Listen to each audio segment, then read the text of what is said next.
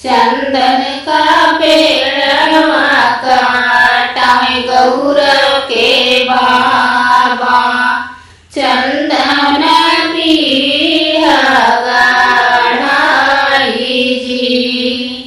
चंदन के पेड़वा काटाए गौर के बाबा, चंदन पीढ़ गढ़ाई जी।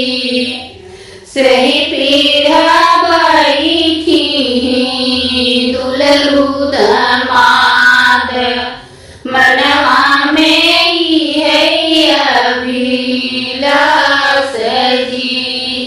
वही पीढ़ा चढ़ी बैठी दुलरू दमाद, यह रहे मनवा में अभिलाष जी। काशी नगरिया से पंडित बुलाए, सुन पंडित बतिया हमारी जी। सुन पंडित बतिया हमारी जी।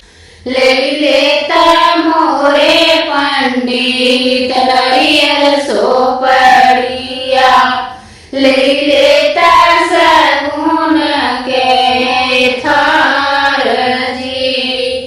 ले लेता मोरे पंडित नरियल सोपड़िया, ले लेता सगुन के थार जी।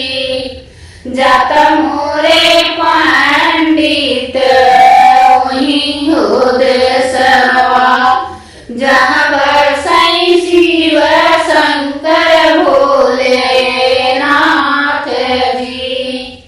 जाता मोरे पंडित वही हो देशवा, जहाँ बरसाई शंकर भोले नाथ जी।